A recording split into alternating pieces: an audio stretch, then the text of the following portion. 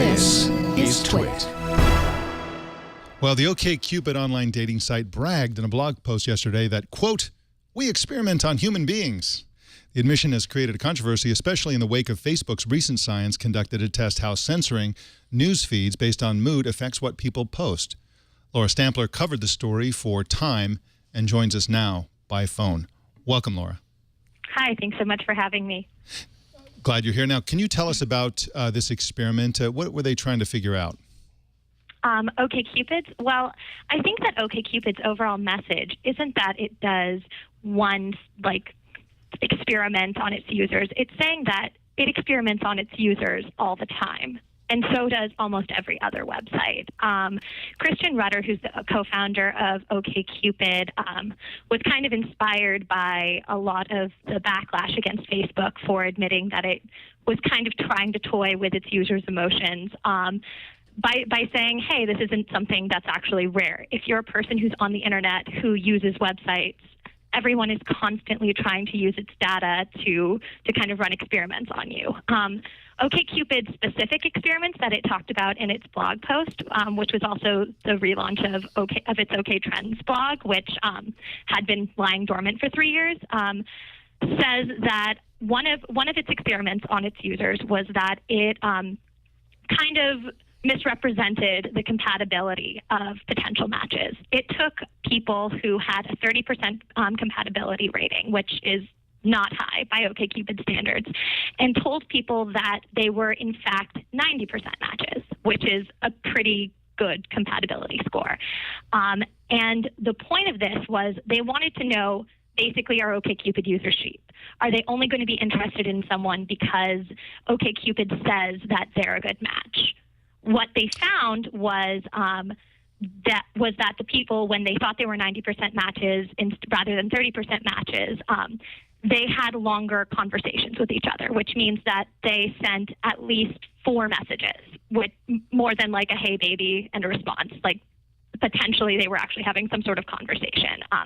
This worried OKCupid a little. They wanted to take it a little bit further. So they looked at data in general, and they found out that while a couple who thought they had a higher rating than they actually did might have a conversation, that was still a lower conversation rate than people who were actually a good match for each other. So at the end of the day, it was kind of a low-stakes experiment, but it was one way that they kind of toyed with their users' emotions. Yeah. So Laura, a 2-part question for you. Is it fair to say that they flat out lied to their users? And then part 2, do they notify users in their terms of use anywhere that the information provided by the site may be deliberately false? I'm not sure on the second point. I think that it's a really important thing to look into.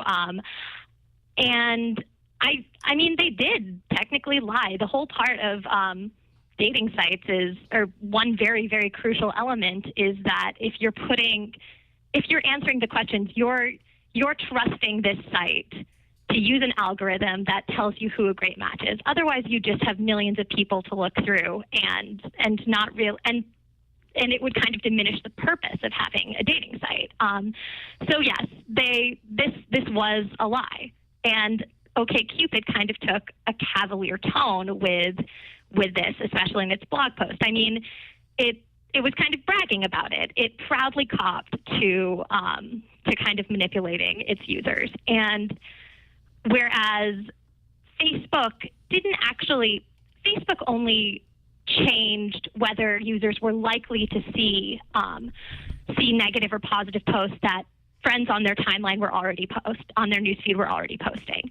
They didn't actually create fake sad news to put on the news on their news feeds. With OKCupid, it flat out lied about how compatible you were with a potential match, which does go into messaging people. In both cases, they're jerking people around as insofar as their relationships are concerned, and this is something of a concern. And I suspect that one of the reasons companies do this. I mean, I don't necessarily accept OKCupid's claim that all websites do this and this kind of thing. I mean, this seems like a pretty extreme case. But I'm sure that this sort of thing does happen, and to the extent that it does happen, it happens because people don't know it's happening.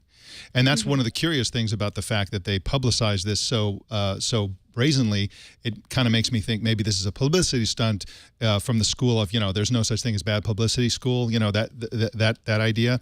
But, it seems to me that if people knew the extent to which they were being lied to, jerked around, meddled with, messed with in general, that there would be a market for social sites that were straightforward, that gave you what they appeared to give you, that didn't censor or filter or mess around with what you saw or try to alter your relationships or end relationships as Facebook does if they decide that you haven't that you haven't liked enough things or commented enough. They say, you know what, you're done with this person. We're not going to show you their stuff anymore.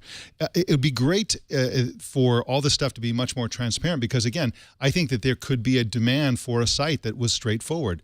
Do you agree with that? And do you think there are any social sites? I mean, I guess the question, let me ask you this question. How do you feel about their claim that everybody does this? How widespread is this sort of thing, do you think?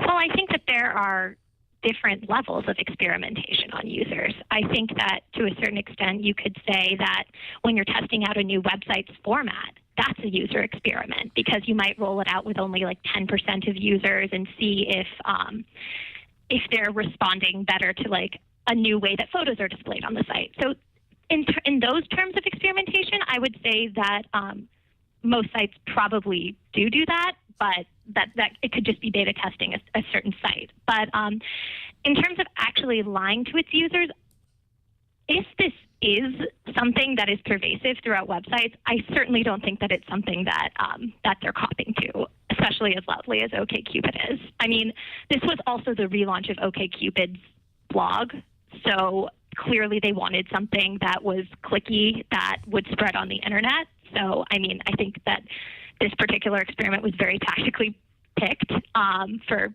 greater media coverage. But I don't necessarily think that this is something that is going on all social sites. And if it is, then, I mean, it's certainly not something that we've been hearing a great deal about. And it would be very interesting to look into it because it is somewhat problematic.